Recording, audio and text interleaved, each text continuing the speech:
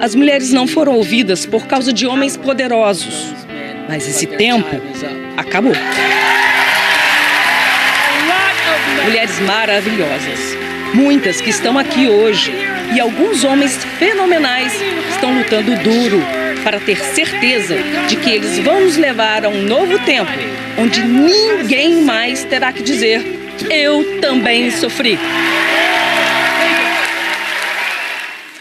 O tempo acabou. Time's up, em inglês. Essa foi a frase que marcou a cerimônia do Globo de Ouro no domingo passado. O discurso da apresentadora americana Oprah Winfrey, homenageada da noite, ecoou os protestos das atrizes de Hollywood contra o assédio. Na França, teve gente que achou tudo um exagero. Nossos repórteres conversaram com mulheres em Paris e Nova York sobre essa polêmica. Tapete vermelho, vestidos pretos. Nós estamos juntas. A festa do Globo de Ouro, no domingo passado, mostrou a força do movimento das atrizes de Hollywood contra o assédio sexual. Os holofotes estavam nelas. Até que 2 dias depois da cerimônia, veio a polêmica, do outro lado do Atlântico, como mostra o repórter Rodrigo Alvarez.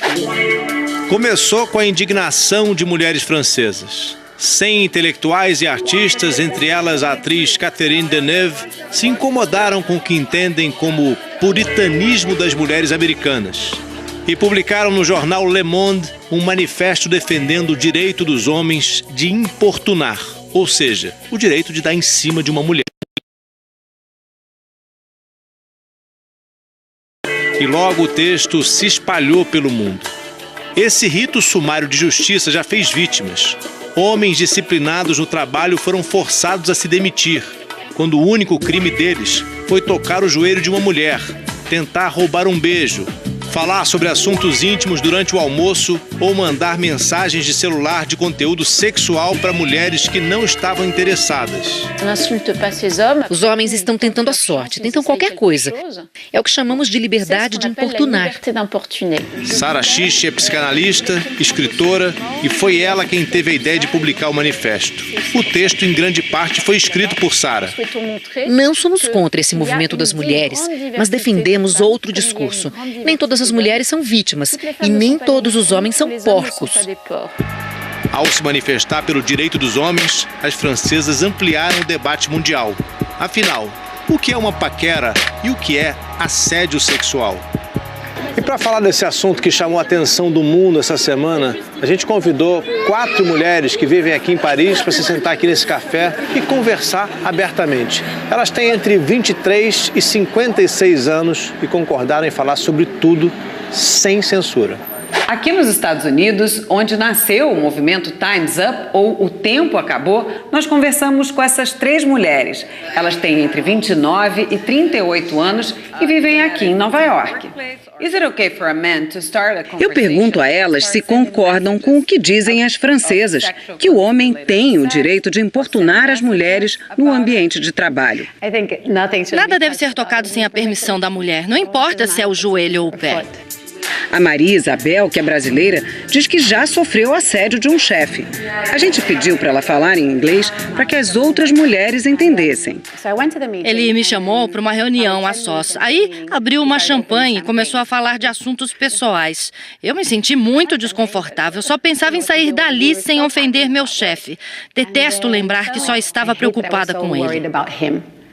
Aqui em Paris, a jovem Clemence contou um caso parecido. Quando eu era estagiária, meu patrão parou atrás de mim e começou a massagear meus ombros. Ele disse: você parece estressada. E eu me senti super incomodada. Existem coisas que você não deve fazer. Pode acontecer numa relação de amizade, algumas pessoas são mais de tocar, outras tocam menos. Tatiana é brasileira e mora muito tempo em Paris. É como a pessoa sente o gesto. Se for um gesto normal, a pessoa não vai se incomodar. Mas no caso da Clemence, causou desconforto. Acontece no mundo inteiro. No Brasil, por exemplo, 4 em cada 10 mulheres dizem que já sofreram assédio no trabalho. Nos lugares públicos é ainda pior. 8 em cada 10 brasileiras já foram assediadas. Foram seguidas pelas ruas e xingadas, sem motivo. E muitas disseram que um homem já se exibiu para elas de um jeito desagradável. Pergunta às mulheres aqui em Paris se alguém já se esfregou nelas no metrô. Sim, foi horrível. Você não tem escolha. Você está lá, toda apertada no metrô. Você tenta falar alguma coisa, mas você não sabe exatamente como se expressar. E é muito estranho. No manifesto, as mulheres francesas reclamaram. A mulher pode garantir que o seu salário seja igual ao de um homem sem se sentir traumatizada eternamente porque um cara se esfregou nela no metrô, mesmo que isso seja um delito. Nós compreendemos as mulheres que sentem isso como uma agressão e que vivem isso como um trauma. Mas também existem mulheres que, bem, isso vai incomodá-las por alguns minutos, mas depois elas irão esquecer. No Brasil, 85% das mulheres disseram numa pesquisa que homens já tentaram passar a mão nelas sem autorização. E quando isso aconteceu, a maioria das vezes foi na bunda. Se as mulheres que assinaram a carta não se importam de ter alguém tocando nelas no metrô, ok. Talvez não fiquem traumatizadas, mas precisam respeitar a vítima que ficou. Mas será que os movimentos contra o assédio ameaçam a liberdade sexual, como argumentam as francesas? Tem os caras que dizem que está mais difícil flertar, porque eles têm medo de que as mulheres entendam qualquer coisa como assédio sexual. Olha, se você não consegue saber a diferença entre má conduta sexual e uma paquera, talvez você nem deva sair falando com as pessoas. As autoras do manifesto francês receberam críticas no próprio país. Um grupo de ativistas afirmou que as compatriotas estão querendo confundir sedução com violência. A psicanalista Sara, uma das autoras do manifesto francês, vê grandes riscos na atitude das americanas. Esse puritanismo que pune comportamentos está acompanhado de uma onda de censura. E, para nós, esses são os primeiros sinais de um risco de volta ao totalitarismo. Elas querem dizer, olha, nós lidamos muito bem com a sexualidade. Elas veem isso como um avanço, mas não é. A gente está numa jornada de mudança de comportamento. E assinar uma carta como essa é andar para trás. Aqui nos Estados Unidos, quem aposta que o tempo do assédio acabou, acredita que homens e mulheres vão encontrar juntos um futuro melhor. Sou otimista. É um trabalho longo e pesado, mas dá para chegar num lugar melhor e os homens vão ter que ajudar. Não é trabalho das mulheres acabar com o sexismo.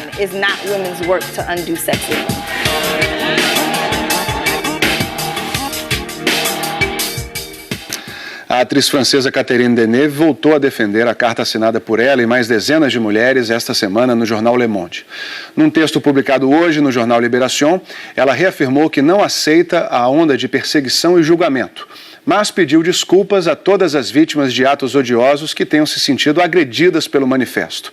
E disse: nada no texto afirma que o assédio é bom. Caso contrário, eu não teria assinado.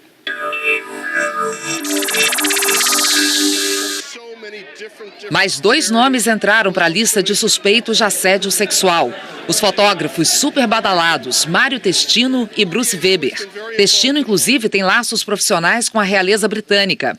Eles foram suspensos de trabalhar com revistas de moda em meio a acusações de que teriam investido sexualmente contra assistentes e modelos masculinos. A história foi relatada no artigo do jornal americano The New York Times. Weber e Testino negam e dizem que falta credibilidade aos acusadores. Qual é a sua esperança para o Brasil? Que país você quer ver a partir do ano que vem com novos governantes no poder? A gente quer te fazer um convite.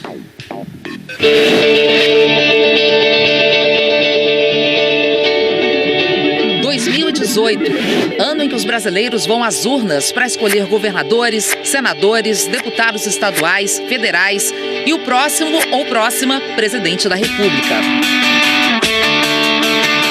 Ano em que vamos escrever um novo capítulo da nossa história.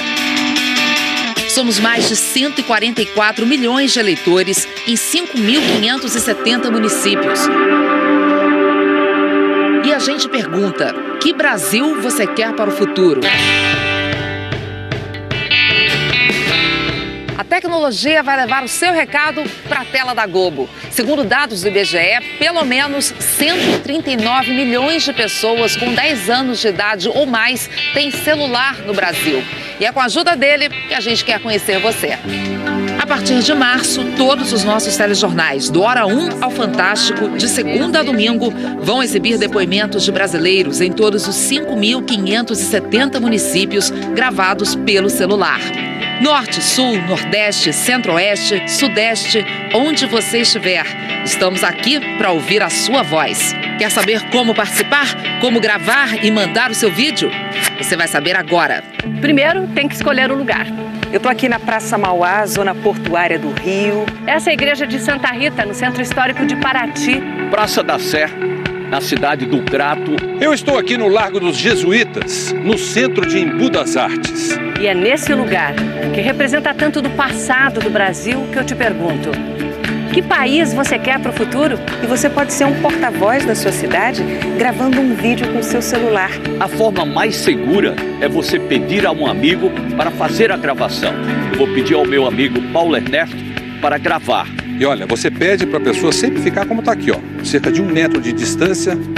E olha, o celular sempre na horizontal. Olha como é que ele está segurando, ó, deitado, tá vendo? Dessa forma você consegue mostrar melhor você e o lugar que você escolheu. Você também pode gravar usando um bastão de selfie. Não tem bastão de selfie? Problema nenhum, usa o celular mesmo. Sempre deitado, na horizontal. Presta atenção se você e o lugar que você escolheu estão aparecendo. Comece a gravação dizendo o seu nome e o local de onde está falando. Grave seu recado em 15 segundos. E aí você conta pra gente: que Brasil você quer pro futuro? Feito o convite para participar e rever as dicas de como gravar o seu vídeo, basta você ir no site do Fantástico ou então acessar direto g1.com.br/Brasil que eu quero. Não tem por que esperar, né? Grave amanhã mesmo o seu depoimento e mande logo pra gente.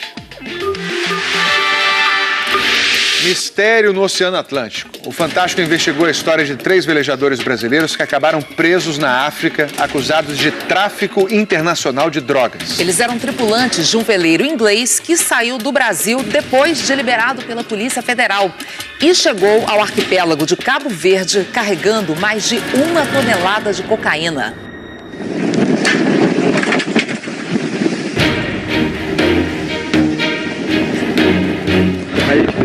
Ele filmando a gente. Atravessar o Oceano Atlântico e ganhar experiência para comandar grandes embarcações. As famílias não têm dúvida. Era esse o sonho dos 3 brasileiros que estão presos em Cabo Verde. Os baianos Rodrigo Dantas e Daniel Dantas e o gaúcho Daniel Guerra. Você vê que um sonho do teu filho está se tornando um pesadelo, menino. Para ele, para os pais, para as pessoas da volta. É muito triste. Eu jamais estava imaginando o que estava acontecendo. Você tem certeza da inocência dele? 1000%. E todos os amigos de Rodrigo têm certeza disso. O barco que eles levariam para o arquipélago de Açores, que pertence a Portugal, foi parar em Cabo Verde, na África. E a polícia de lá encontrou 1.157 quilos de cocaína pura. Se condenados, os brasileiros podem pegar mais de 20 anos de prisão. Para contar essa história, o Fantástico foi a Salvador, onde o barco passou mais de 1 ano no estaleiro. Eu não sou obrigado a responder às suas perguntas. Também fomos a Natal, onde a Polícia Federal usou até cão farejador para vistoriar o barco e não achou nada. Em algum momento nós falhamos. E em Cabo Verde, vimos o drama das famílias. Oi, eu vou visitar Rodrigo Dantas. Eu sou a mãe. Eu sou a mãe. 3 histórias diferentes e a mesma paixão pelo mar. O gaúcho Daniel Guerra, 36 anos, se formou em Relações Internacionais. O baiano Rodrigo Dantas, de 25 anos, estudava Engenharia Mecânica. Os pais dele também são velejadores. E o também baiano Daniel Dantas, de 43 anos, é corretor de imóveis. Daniel Dantas e Rodrigo Dantas não são parentes. O desejo dos 3 era o mesmo: serem navegadores profissionais. Mãe, eu quero passar o Oceano Atlântico, né? Navegando, e quero adquirir as minhas milhas para contar no meu currículo. Para se habilitar como navegador profissional, é preciso comprovar experiência e longas distâncias percorridas, que no mar são medidas em milhas náuticas. Nem ele, nem o Rodrigo, nem o Daniel Guerra iam ganhar nada. Todos três estavam atrás das milhas náuticas. A história da viagem começa num curso de navegação em Ilhabela, São Paulo, muito procurado por quem quer aprender ou se aperfeiçoar. Os três tinham feito o curso. E foi o dono da escola que avisou. Uma empresa holandesa de navegação, chamada Companhia de Entrega de Iate, estava selecionando 2 tripulantes para levar um veleiro de Salvador para Natal e de lá para o arquipélago de Açores. Esse tipo de convocação é comum no mundo dos velejadores. Várias pessoas se candidatam, então estão sempre buscando oportunidades. Rodrigo e Daniel Guerra mandaram um currículo e acabaram sendo escolhidos. Daniel Dantas só vai entrar nessa história mais adiante. O barco é um veleiro chamado Colheita Rica, em inglês. Está registrado na Inglaterra. No passado, esse veleiro foi notícia.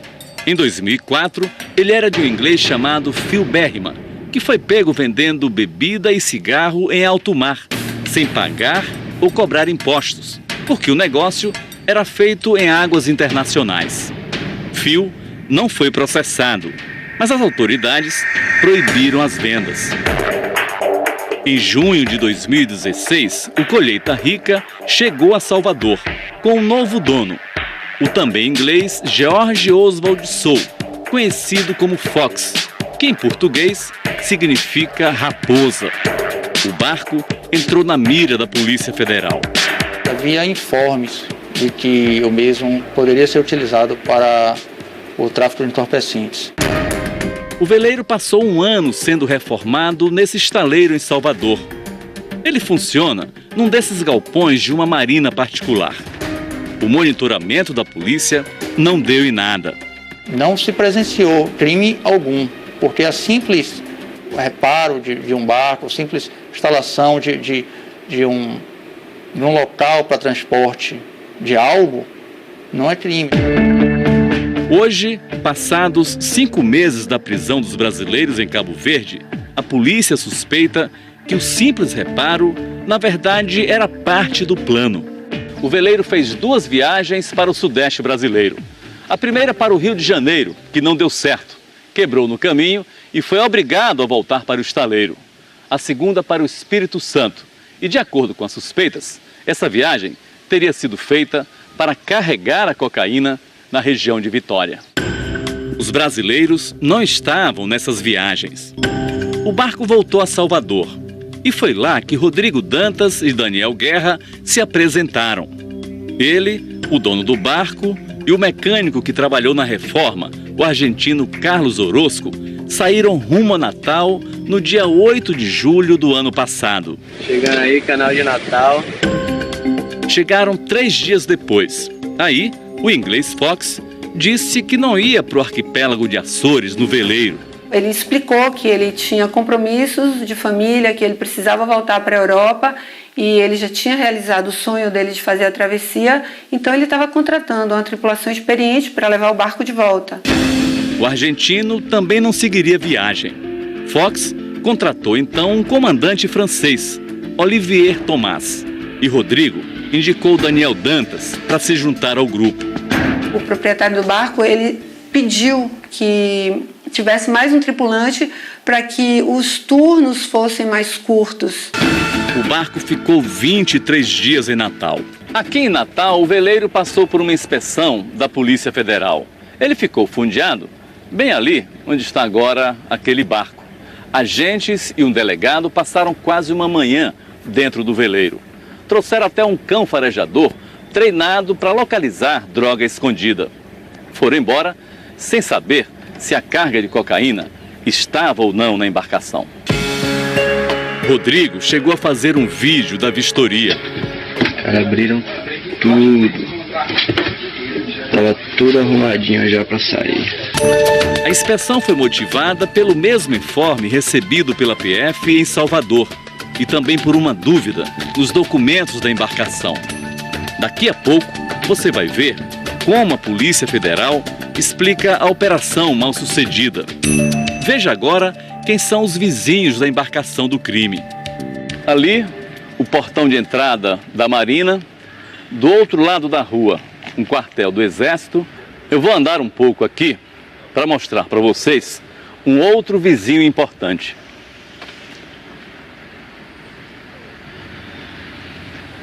Tá ali, ó. É o prédio do Comando Regional da Marinha. A partida para os Açores foi no dia 3 de agosto. Ao longo da viagem, os brasileiros postaram fotos, vídeos e falaram com suas famílias por telefone. Vela que não funcionava direito, o motor que estava meio, 2 furacões que eles enfrentaram. A viagem durou 18 dias. Estamos sem energia, o gerador pifou. Eles estavam no final somente contando com a vela, quando tinha vento, navegava, quando não tinha, era aquele paradeiro. Não conseguiram chegar a Açores, pararam em Mindelo. E foi em Mindelo, na ilha de São Vicente, em Cabo Verde, que o pesadelo dos brasileiros começou. No dia 23 de agosto, a Polícia Judiciária inspecionou o barco e encontrou a cocaína. Esses pacotes contêm 1.157 quilos de cocaína apreendidos pela Polícia Judiciária no iate na Baía do Porto Grande, numa operação que durou mais de 24 horas. O chefe da investigação conta ao correspondente Leonardo Monteiro como a droga estava escondida. Fizeram uma montagem de um tanque por baixo da estrutura da embarcação. Por cima desse tanque havia um tanque de água e por baixo desse tanque é que havia a droga escondida no esconderijo, muito bem feito. O principal esconderijo ficava na área das camas, os outros na parte da frente e na de trás do veleiro. A tampa do compartimento tinha sido cimentada. Na hora da operação, Olivier Tomás e Daniel Guerra estavam no barco e foram presos em flagrante. Daniel Dantas e Rodrigo foram presos nesta pensão. Segundo a polícia, no quarto deles havia 22 gramas de haxixe e 7 gramas de maconha. Os dois foram soltos e chegaram a passar 4 meses em liberdade condicional. Rodrigo conseguiu até trabalhar para uma empresa marítima em Mindelo. Tinha uma relação muito boa, tão boa que ele foi um dos convidados, como todos os integrantes da empresa, a fazer parte na jantar de Natal. Depois de 4 meses, os dois voltaram a ser presos.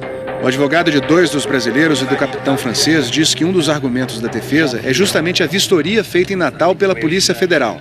Eles vieram na total convicção que não haveria qualquer ilegalidade a bordo, portanto fizeram uma viagem que era uma viagem de sonho deles, atravessar o Atlântico. Vamos provar no processo que eles estão inocentes. Vou falar uma coisa para você. Eu criei um homem de caráter. Meu filho teve berço, seja aqui ou lá no fim do mundo. A mãe de Rodrigo está morando no apartamento que ele tinha alugado antes de ser preso. Ela conta que a segurança no presídio é rigorosa. A gente leva a maçã, mas ela tem que pegar uma faca e tem que furar tudo. As visitas acontecem 2 vezes por semana. Ele está bem, está forte, convicto da inocência dele e ansioso para sair daqui, né? O julgamento ainda não foi marcado, mas muita coisa ainda precisa ser explicada.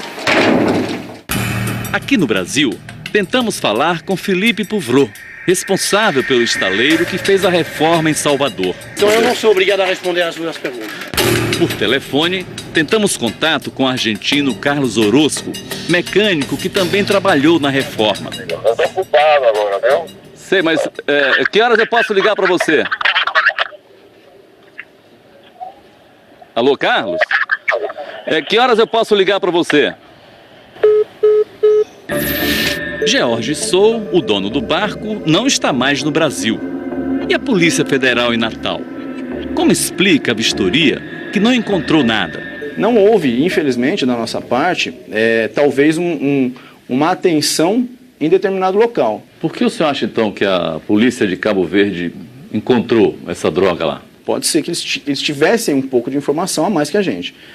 Ou eles foram melhores que a gente na busca. O delegado assume a responsabilidade pela inspeção fracassada. Em algum momento nós falhamos, nós erramos em algum ponto. Para ele, o barco já chegou a Natal carregado. Hoje, nós temos a convicção que ela realmente estava lá. Ela não foi colocada aqui em Natal e pelas características que depois a gente viu as fotos onde ela foi apreendida, é pouquíssimo provável que ela tenha sido colocada em alto mar. A Polícia Federal abriu investigação que corre sob sigilo. Eles vieram de corpo, alma, sentimento puro, todos eles, para navegarem, para surfarem, para levarem esse barco, mas eles não sabiam o que tinha ali dentro. Eles não sabiam. Eu nunca imaginei que para você provar que uma pessoa é inocente, você precisasse de tanto dinheiro para contratar advogado lá, contratar advogado aqui, e alojamento, despesa com alimentação, é muita coisa. Isso está me desgastando, isso está me deixando muito...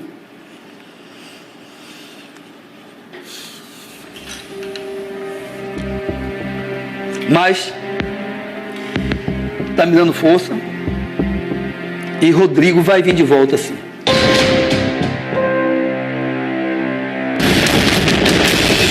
Chegar a Albinen não é fácil, mas para quem vier morar aqui, a recompensa é alta.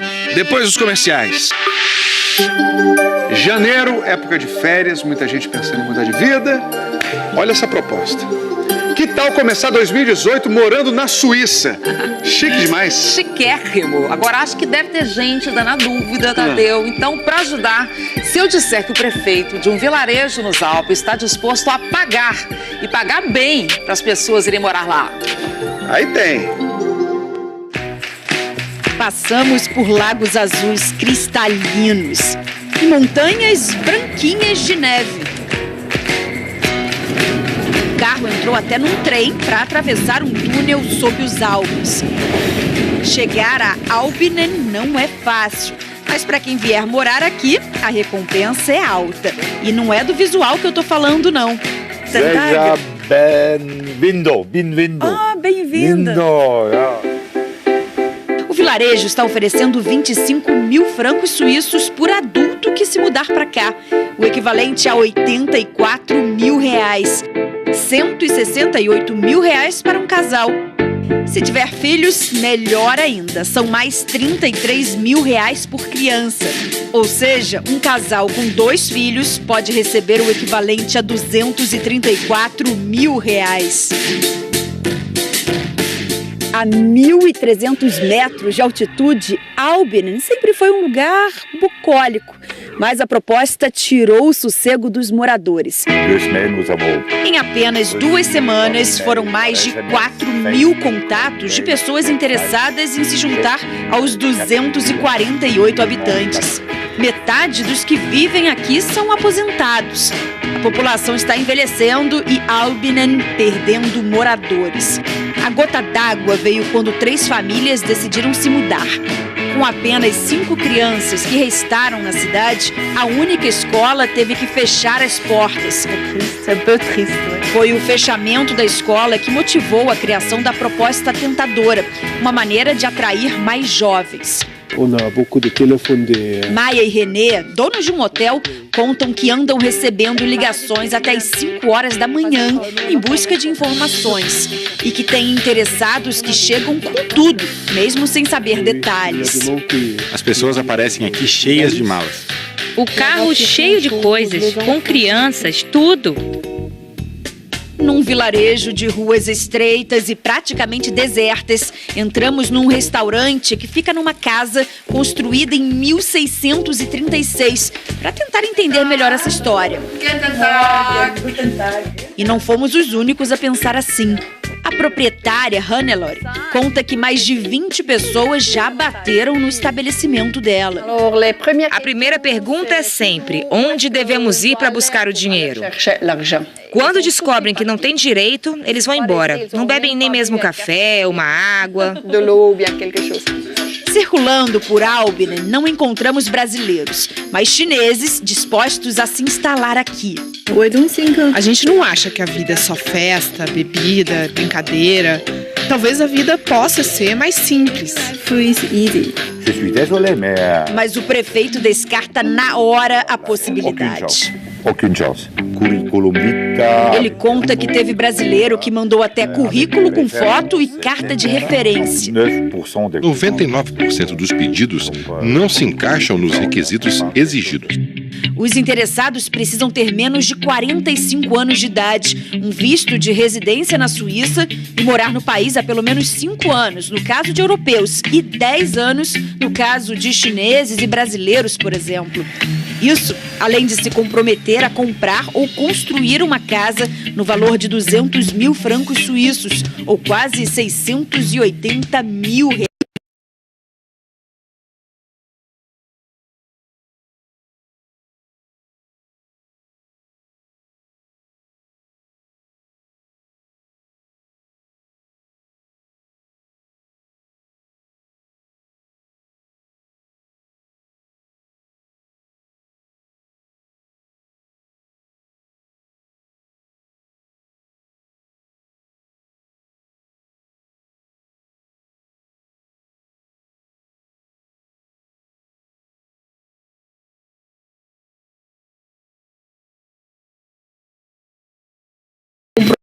Prometer a comprar ou construir uma casa no valor de 200 mil francos suíços, ou quase 680 mil reais, e morar por, no mínimo, 10 anos no local. Se for embora antes, vai precisar devolver o dinheiro que tiver recebido. O prefeito acha que nos próximos 5 anos, no máximo 10 famílias devem ser beneficiadas, o que para ele já seria suficiente para reabrir a escola. Muita gente se pergunta se anúncios assim não seriam apenas uma boa jogada de marketing para aquecer o turismo. O prefeito de Aubingen garante que a ameaça é real. Eu recebi contatos de prefeituras da Áustria, de outras regiões da Suíça, da Itália. Nos Alpes todos a gente está discutindo praticamente o mesmo problema. O exemplo de Aubingen talvez mostre que devemos fazer algo. Caso contrário, vilarejos quase desertos podem virar em breve cidades fantasmas.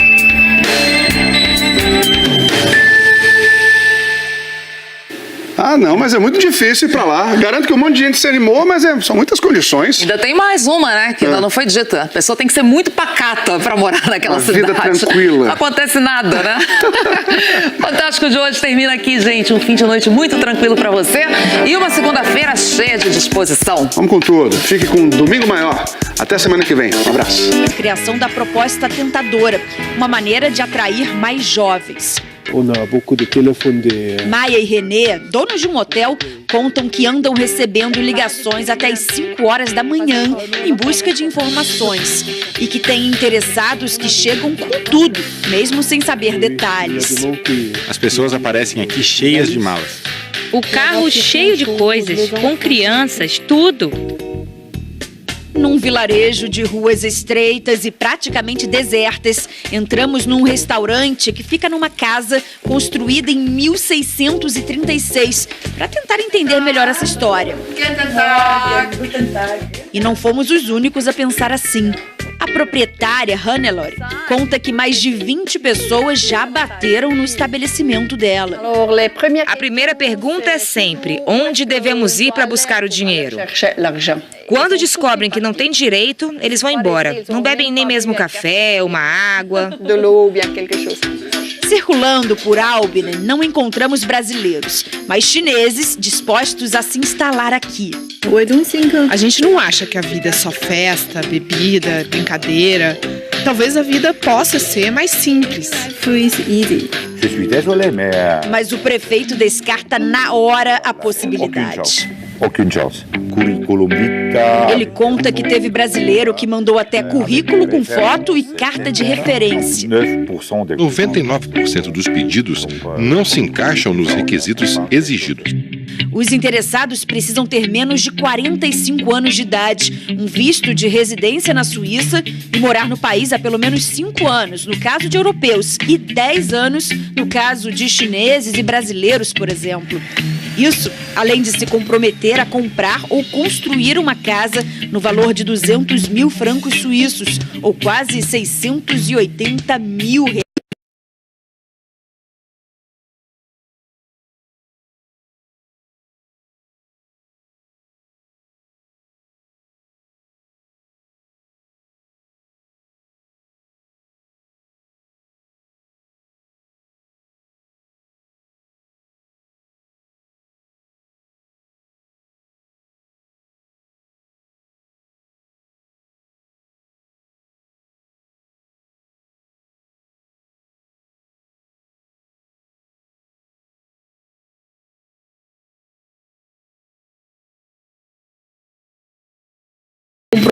prometer a comprar ou construir uma casa no valor de 200 mil francos suíços, ou quase 680 mil reais, e morar por, no mínimo, 10 anos no local. Se for embora antes, vai precisar devolver o dinheiro. Atrás de mim e começou a massagear meus ombros. Ele disse: você parece estressada. E eu me senti super incomodada. Existem coisas que você não deve fazer. Pode acontecer numa relação de amizade, algumas pessoas são mais de tocar, outras tocam menos. Tatiana é brasileira e mora muito tempo em Paris. É como a pessoa sente o gesto. Se for um gesto normal, a pessoa não vai se incomodar. Mas no caso da Clemence, causou desconforto. Acontece no mundo inteiro. No Brasil, por exemplo, 4 em cada 10 mulheres dizem que já sofreram assédio no trabalho. Nos lugares públicos é ainda pior. 8 em cada 10 brasileiras já foram assediadas. Foram seguidas pelas ruas e xingadas, sem motivo. E muitas disseram que um homem já se exibiu para elas de um jeito desagradável. Pergunta às mulheres aqui em Paris se alguém já se esfregou nelas no metrô. Sim, foi horrível. Você não tem escolha. Você está lá, toda apertada no metrô. Você tenta falar alguma coisa, mas você não sabe exatamente como se expressar. E é muito estranho. No manifesto, as mulheres francesas reclamaram. A mulher pode garantir que o seu salário seja igual ao de um homem sem se sentir traumatizada eternamente porque um cara se esfregou nela no metrô, mesmo que isso seja um delito. Nós compreendemos as mulheres que sentem isso como uma agressão e que vivem isso como um trauma. Mas também existem mulheres que, isso vai incomodá-las por alguns minutos, mas depois elas irão esquecer. No Brasil, 85% das mulheres disseram numa pesquisa que homens já tentaram passar a mão nelas sem autorização. E quando isso aconteceu, a maioria das vezes foi na bunda. Se as mulheres que assinaram a carta não se importam de ter alguém tocando nelas no metrô, ok. Talvez não fiquem traumatizadas, mas precisam respeitar a vítima que ficou. Mas será que os movimentos contra o assédio ameaçam a liberdade sexual, como argumentam as francesas? Tem uns caras que dizem que está mais difícil flertar, porque eles têm medo de que as mulheres entendam qualquer coisa como assédio sexual. Olha, se você não consegue saber a diferença entre má conduta sexual e uma paquera, talvez você nem deva sair falando com as pessoas. As autoras do manifesto francês receberam críticas no próprio país. Um grupo de ativistas afirmou que as compatriotas estão querendo confundir sedução com violência. A psicanalista Sara, uma das autoras do manifesto francês, vê grandes riscos na atitude das americanas. Esse puritanismo que pune comportamentos está acompanhado de uma onda de censura. E, para nós, esses são os primeiros sinais de um risco de volta ao totalitarismo. Empresa marítima em Mindelo. Tinha uma relação muito boa, tão boa que ele foi um dos convidados, como todos os integrantes da empresa, a fazer parte na jantar de Natal. Depois de 4 meses, os dois voltaram a ser presos. O advogado de 2 dos brasileiros e do capitão francês diz que um dos argumentos da defesa é justamente a vistoria feita em Natal pela Polícia Federal. Eles vieram na total convicção que não haveria qualquer ilegalidade a bordo, portanto fizeram uma viagem que era uma viagem de sonho deles, atravessar o Atlântico. Vamos provar no processo que eles estão inocentes. Vou falar uma coisa para você. Eu criei um homem de caráter. Meu filho teve berço, seja aqui ou lá no fim do mundo. A mãe de Rodrigo está morando no apartamento que ele tinha alugado antes de ser preso. Ela conta que a segurança no presídio é rigorosa. Leva a maçã, mas ela tem que pegar uma faca e tem que furar tudo. As visitas acontecem 2 vezes por semana. Ele está bem, está forte, convicto da inocência dele e ansioso para sair daqui, né? O julgamento ainda não foi marcado, mas muita coisa ainda precisa ser explicada. Aqui no Brasil, tentamos falar com Felipe Pouvreau, responsável pelo estaleiro que fez a reforma em Salvador. Então eu não sou obrigado a responder às suas perguntas. Por telefone, tentamos contato com o argentino Carlos Orozco, mecânico que também trabalhou na reforma. Eu estou ocupado agora, viu? Sei, mas que horas eu posso ligar para você? Alô, Carlos? Que horas eu posso ligar para você? George Sou, o dono do barco, não está mais no Brasil. E a Polícia Federal em Natal? Como explica a vistoria que não encontrou nada? Não houve, infelizmente, da nossa parte, talvez uma atenção em determinado local. Por que o senhor acha, então, que a polícia de Cabo Verde encontrou essa droga lá? Pode ser que eles tivessem um pouco de informação a mais que a gente. Ou eles foram melhores que a gente na busca. O delegado assume a responsabilidade pela inspeção fracassada. Em algum momento nós falhamos, nós erramos em algum ponto. Para ele, o barco já chegou a Natal carregado. Hoje, nós temos a convicção que ela realmente estava lá. Ela não foi colocada aqui em Natal e pelas características que depois a gente viu as fotos onde ela foi apreendida, é pouquíssimo provável que ela tenha sido colocada em alto mar. A Polícia Federal abriu investigação que corre sob sigilo. Eles vieram de corpo, alma, sentimento puro, todos eles, para navegarem, para surfar. A Polícia de Cabo Verde encontrou essa droga lá. Pode ser que eles tivessem um pouco de informação a mais que a gente. Ou eles foram melhores que a gente na busca. O delegado assume a responsabilidade pela inspeção fracassada. Em algum momento nós falhamos, nós erramos em algum ponto. Para ele, o barco já chegou a Natal carregado. Hoje, nós temos a convicção que ela realmente estava lá. Ela não foi colocada aqui em Natal e pelas características que depois a gente viu as fotos onde ela foi apreendida, é pouquíssimo provável que ela tenha sido colocada em alto mar. A Polícia Federal abriu investigação que corre sob sigilo. Eles vieram de corpo, alma, sentimento puro, todos eles, para navegarem, para surfarem, para levarem esse barco, mas eles não sabiam o que tinha ali dentro. Eles não sabiam. Eu nunca imaginei que para você provar que uma pessoa é inocente, você precisasse de tanto dinheiro para contratar advogado lá, contratar advogado aqui, e alojamento, despesa com alimentação, é muita coisa. Isso está me desgastando, isso está me deixando muito...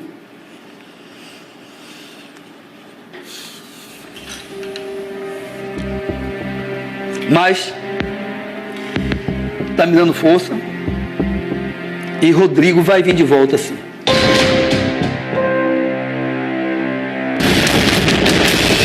Chegar a Albinen não é fácil, mas para quem vier morar aqui, a recompensa é alta.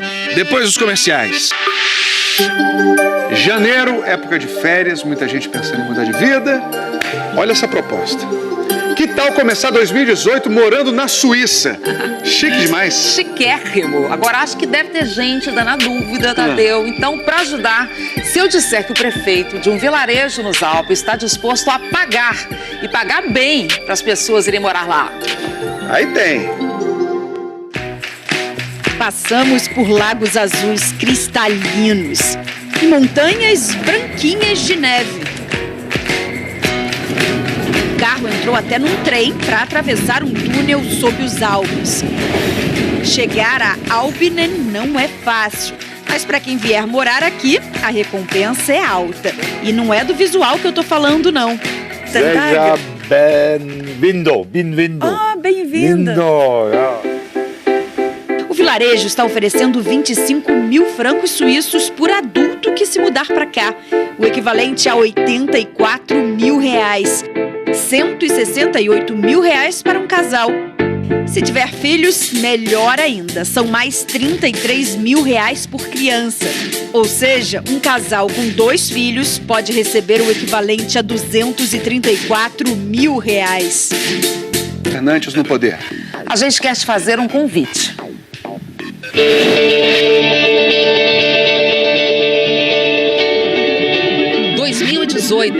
Ano em que os brasileiros vão às urnas para escolher governadores, senadores, deputados estaduais, federais e o próximo ou próxima presidente da República.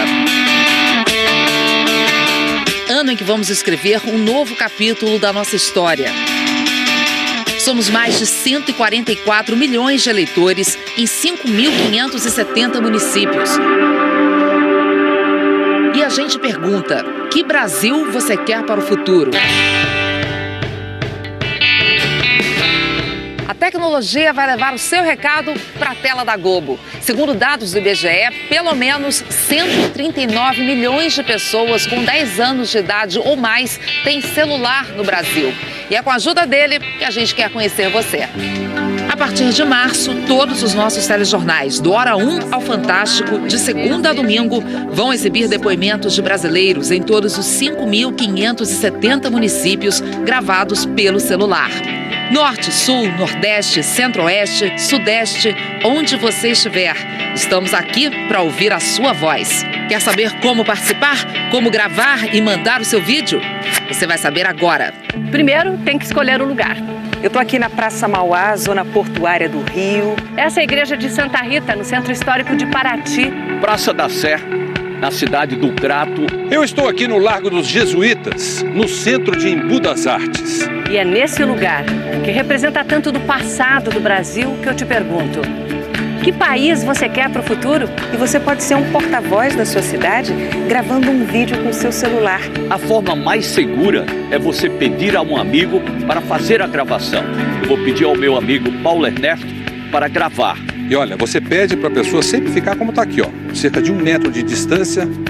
E olha, o celular sempre na horizontal. Olha como é que ele está segurando, ó, deitado, tá vendo? Dessa forma você consegue mostrar melhor você e o lugar que você escolheu. Você também pode gravar usando um bastão de selfie. Não tem bastão de selfie? Problema nenhum, usa o celular mesmo. Sempre deitado, na horizontal. Presta atenção se você e o lugar que você escolheu estão aparecendo. Comece a gravação dizendo o seu nome e o local de onde está falando. Grave seu recado em 15 segundos. E aí você conta pra gente, que Brasil você quer pro futuro? Feito o convite para participar e rever as dicas de como gravar o seu vídeo, basta você ir no site do Fantástico ou então acessar direto g1.com.br/Brasil que eu quero. Não tem por que esperar, né? Grave amanhã mesmo o seu depoimento e mande logo pra gente. Encontramos brasileiros, mas chineses dispostos a se instalar aqui. A gente não acha que a vida é só festa, bebida, brincadeira. Talvez a vida possa ser mais simples. Mas o prefeito descarta na hora a possibilidade. Ele conta que teve brasileiro que mandou até currículo com foto e carta de referência. 99% dos pedidos não se encaixam nos requisitos exigidos. Os interessados precisam ter menos de 45 anos de idade, um visto de residência na Suíça e morar no país há pelo menos 5 anos, no caso de europeus, e 10 anos no caso de chineses e brasileiros, por exemplo. Isso, além de se comprometer a comprar ou construir uma casa no valor de 200 mil francos suíços, ou quase 680 mil reais.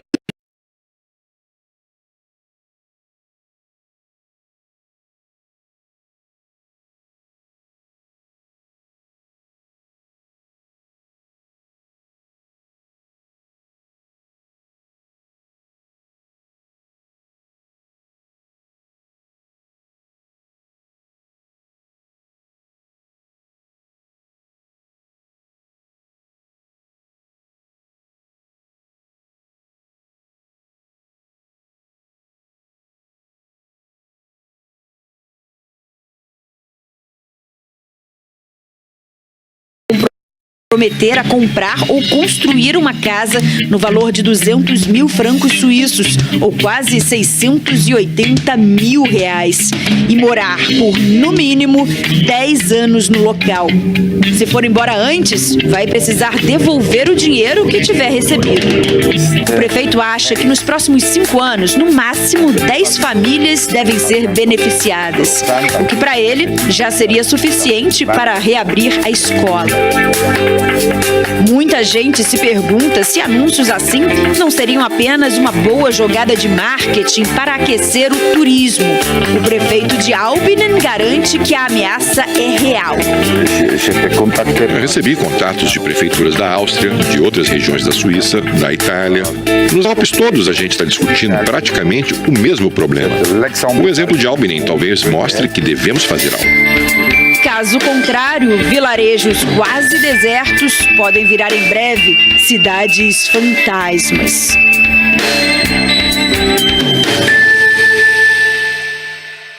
Ah, não, mas é muito difícil ir pra lá. Garanto que um monte de gente se animou, mas são muitas condições. Ainda tem mais uma, né, que ainda não foi dita. A pessoa tem que ser muito pacata pra morar naquela cidade. Vida tranquila. Não acontece nada, né?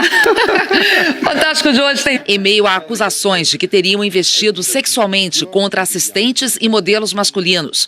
A história foi relatada no artigo do jornal americano The New York Times. Weber e Testino negam e dizem que falta credibilidade aos acusadores. Qual é a sua esperança para o Brasil? Que país você quer ver a partir do ano que vem com novos governantes no poder? A gente quer te fazer um convite.